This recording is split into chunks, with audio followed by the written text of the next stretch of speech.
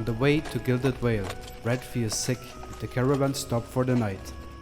While Kalisha and the barbarian move out to find a cure, the camp got ambushed and murdered by Glandfafans, with only Heodan left alive. A brutal battle finds place to save the last survivor. The clash of metal and screaming men was replaced with silence and dead bodies. Seconds later, a howling wind followed by a storm moving quickly towards the camp, ripping apart everything that stands in his way. Kalisha, Heodan, and Red barely escape with their lives by finding shelter inside a cave.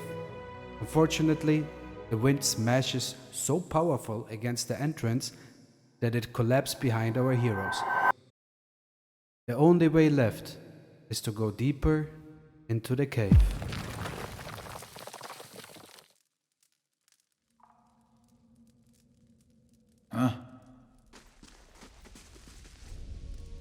The lower level of the ruins has been blocked off by fallen rubble.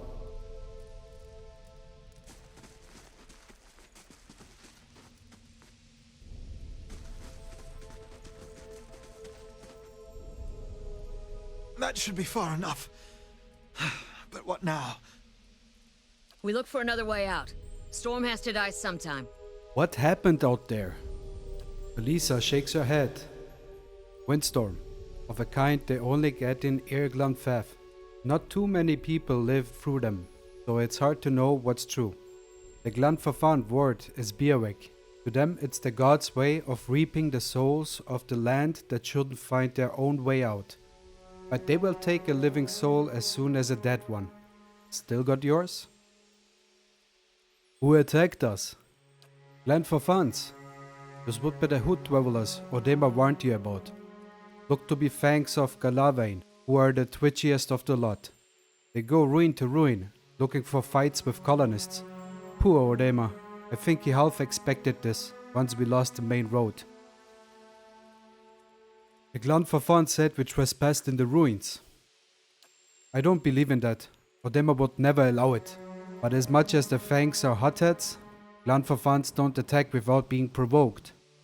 Either they saw something and got the wrong idea, or she glances down the passage beyond. Or there is looters in here with us. That's not something we need right now. What about everyone else in our caravan? Kalisha's lips press together and her chin rumples. Her voice is faint. The wheels got hold of them now. She looks up. Gods grant them better luck in their next lives. You don't seem too upset about all this. Kalisha looks you in the eye, a volatile current running beneath her voice. Maybe you just don't know me enough to know what upset looks like. And maybe I have seen worse too. Seen worse and kept on walking, because there is nothing else to be done, because there is other people you care about who still need you. Let's get going.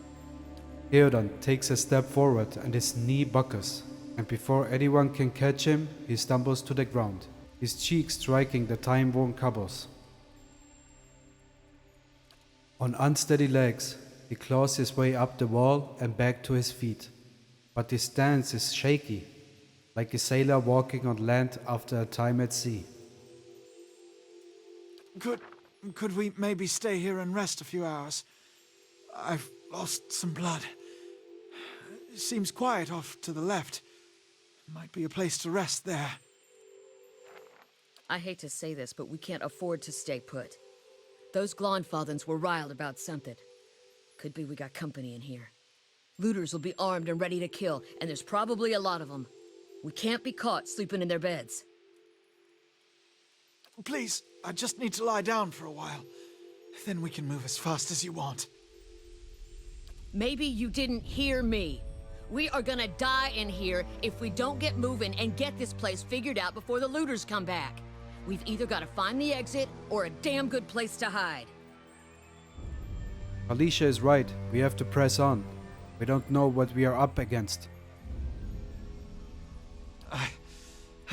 I'll do my best. I'll be quiet.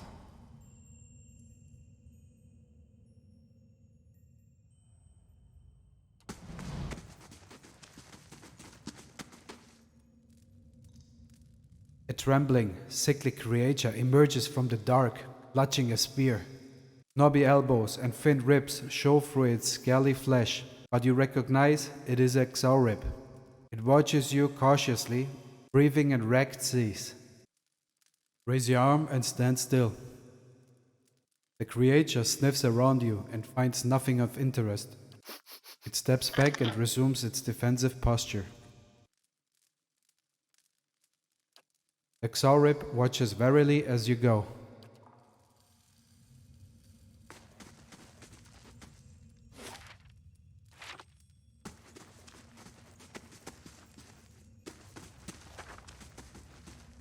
Stay quiet. Look at the tiles. What are those symbols?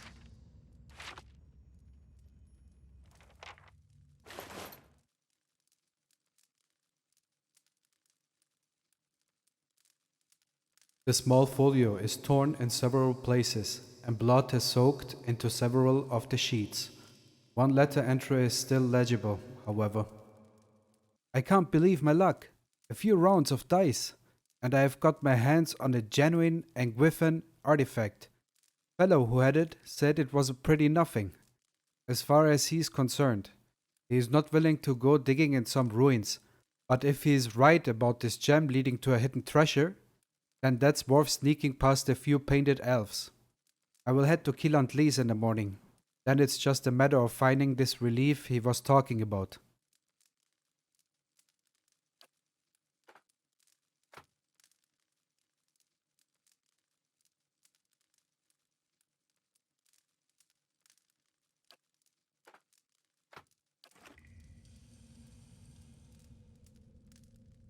Wait, do you hear that?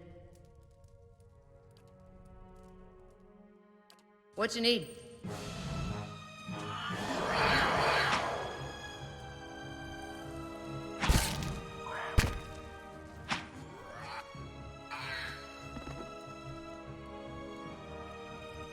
Sure.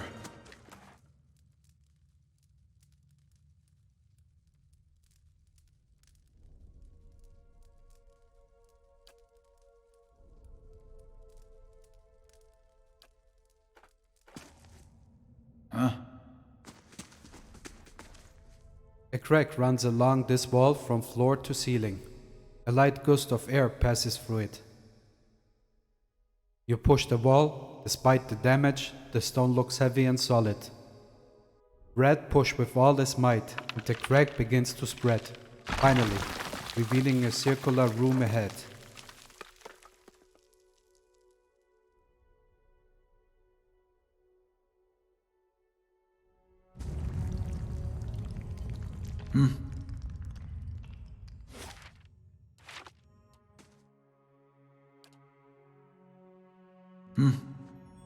How can I help?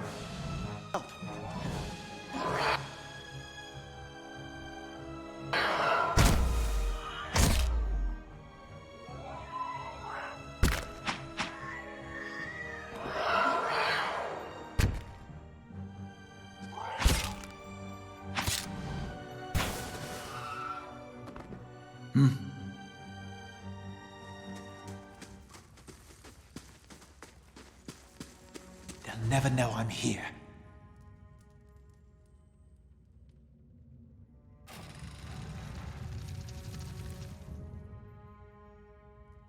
Those symbols. Just like the tiles. The symbol of a patterned circle is inscribed on this pillar. An unlit brazier sits at its base. It could be lit if you had the means. Felicia used a torch to light the brazier.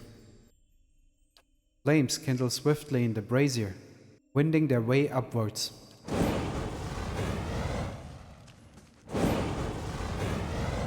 Huh?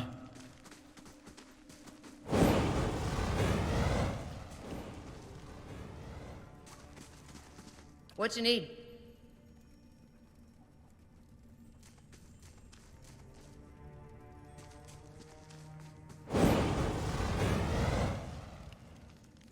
Huh?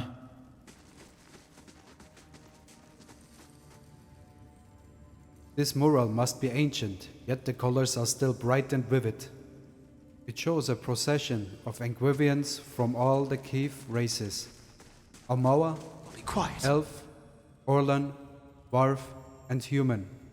They walk among pillars similar to the ones that span this chamber, each one topped with a flame.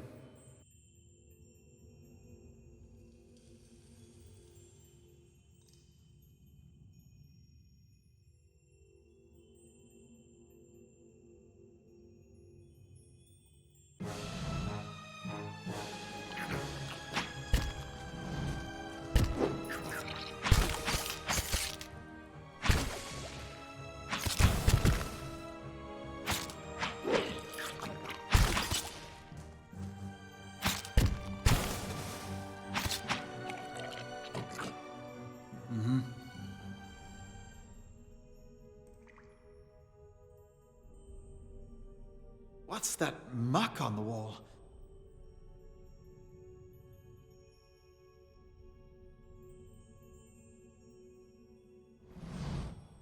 A viscous slick of something dark and tar-like runs down this wall.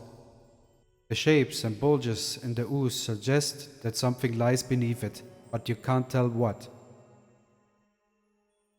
Red used the water skin to clear off the ooze. You rinse the ooze away, revealing an intricate relief of a man's face.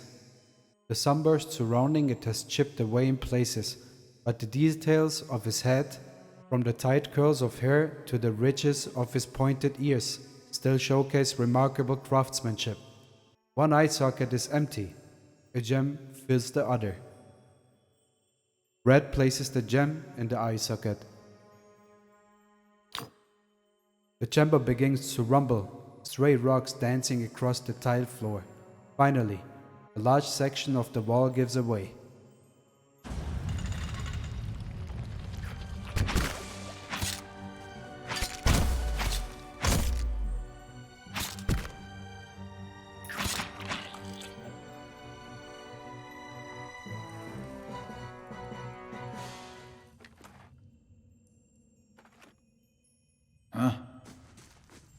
They'll never know I'm here.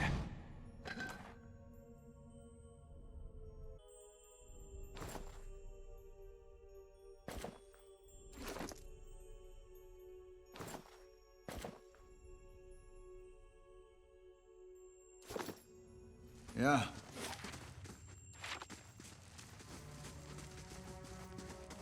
How can I help?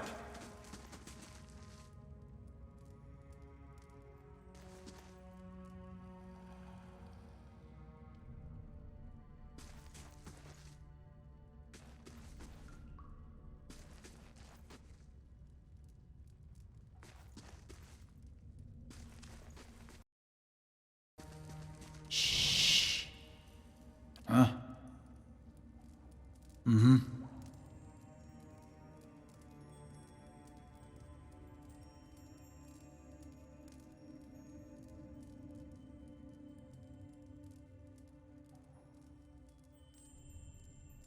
Let's go! Let's go!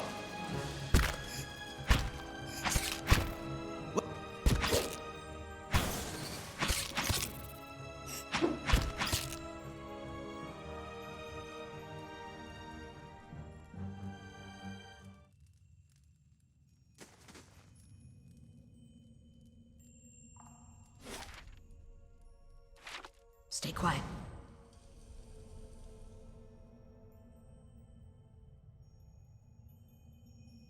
How can I help?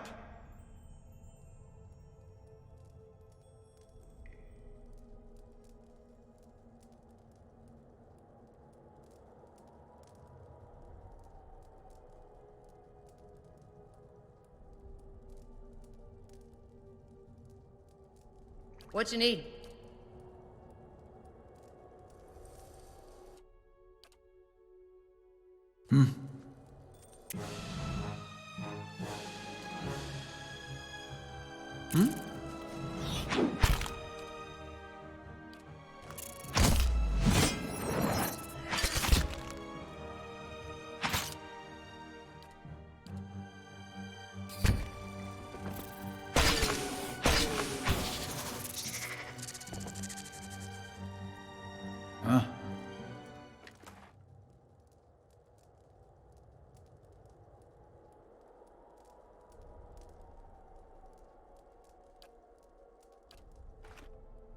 Yeah.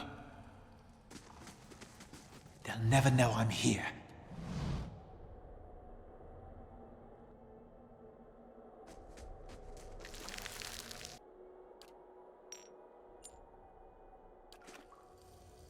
I'll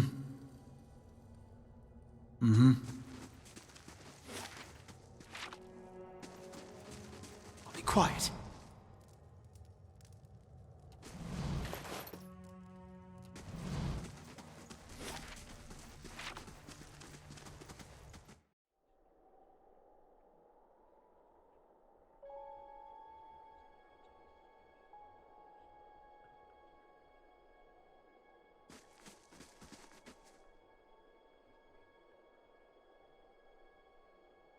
Four figures stand before an otherworldly apparatus, an ancient structure of chiseled adra and metallic veins, ominous and looming like a silent observer. Standing motionless in their midst is what appears to be a human body, colorless as stone or ash. The other figures gaze upon it, what might be contemplation. From your vantage point, you are well obscured from their view. The figure closest to the machine stands out among them. A thick grey beard frames a face otherwise hidden beneath a metallic mask. His faded robes are embroidered with a runic language unlike anything you have ever seen, and he wears a strange black headdress with two protrusions that jut out like the wings of some malevolent creature. Oathbinder, bear witness, and see this man has kept his word true to his last breath, full to his blood's last drop. Guide his soul, queen that was, and regard it among your favored. Let his life by the key be his confession. Let his death by the key be his absolution. May he walk the world ever free of the crushing weight of the book. Your brother has done his part, and you have seen the power of his contribution. I will accept no further hesitation from the rest of you. In the sight of the queen that was, will you fulfill the oath? Will you take your place beside your brother in the endless esteem of her memory that is without flaw? Step forth, and be assured of the great worth of your life's course.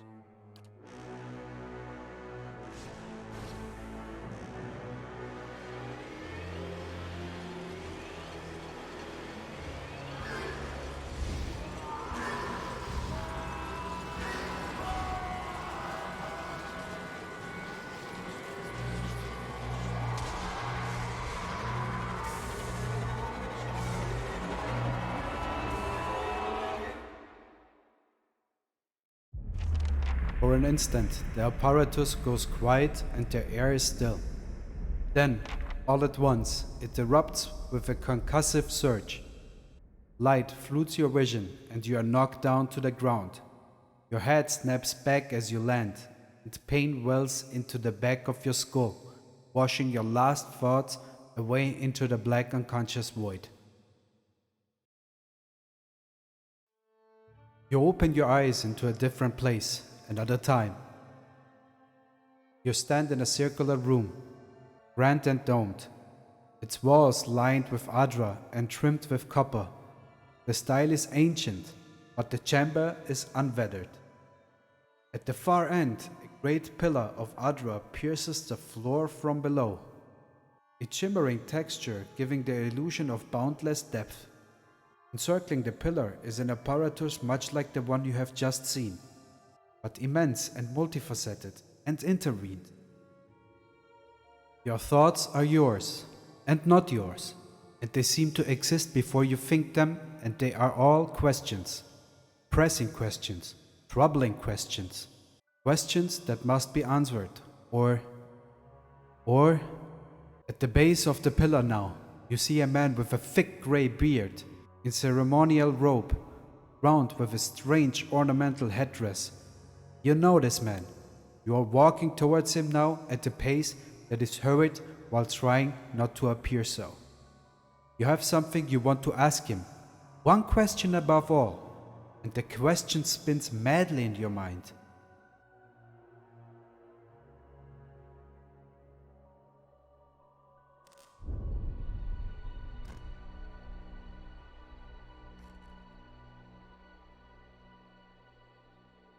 You awaken to find your malaise has broken, only to be replaced with something far more concerning. Faint whispers are audible at the edge of your hearing, like a ringing in your ears that does not subside. Movement flits through your periphery, but when you turn to look, you can see no sign of whatever it was. You find your gaze regularly darting this way and that, an involuntary paranoid tic. This is a sickness. It may be dangerous to go without treatment for long. The figures at the machine stand frozen in place, flesh and blood replaced by cinders and ash. The man who led them is nowhere to be seen. You are alone and far from help. Gilded Whale, maybe your best hope for receiving treatment before things get worse.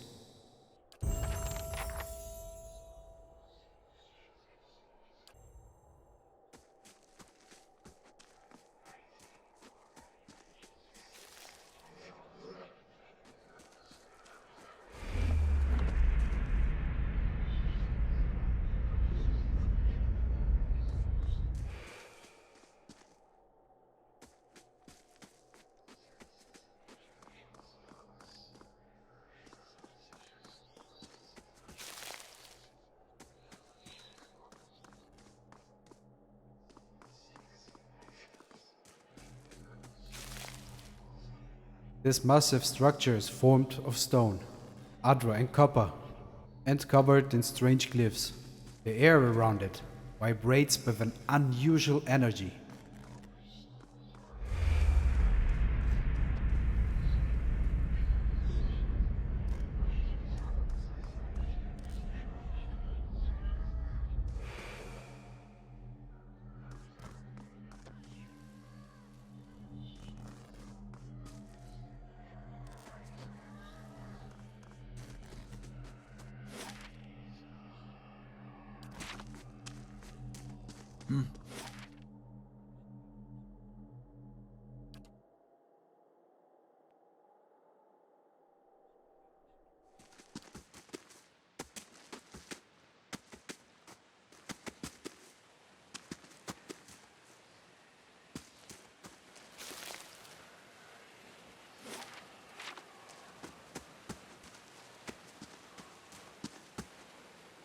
Huh?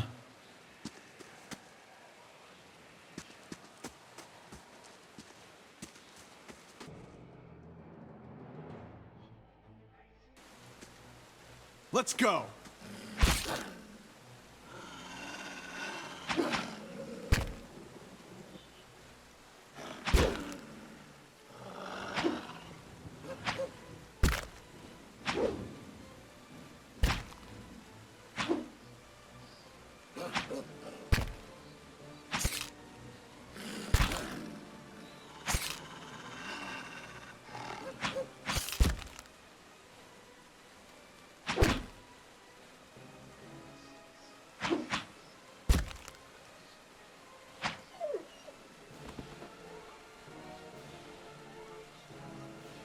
Ready to sleep like the dead.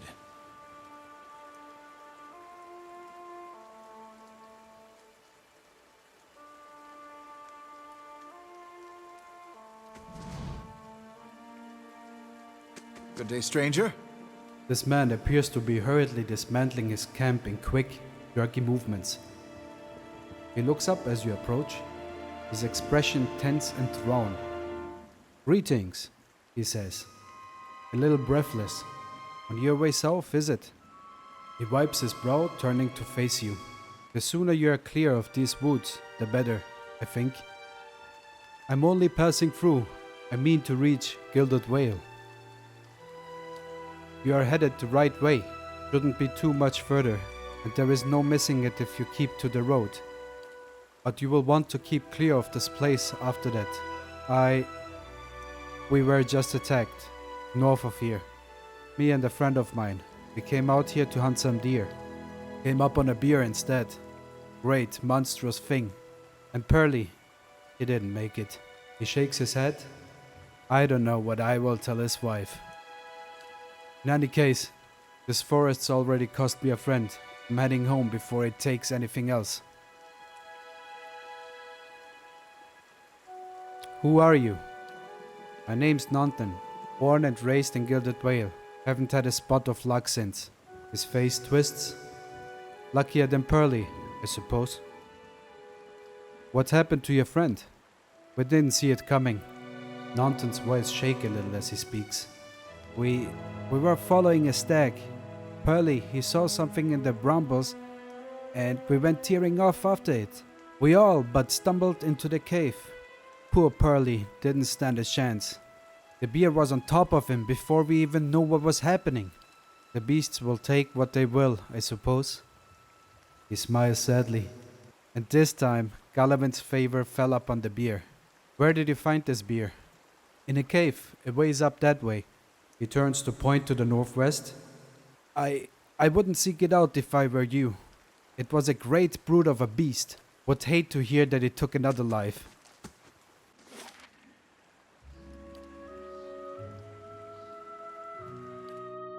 And so we arrive in Gilded Vale. Thank you for watching. As always, see you all in the next one.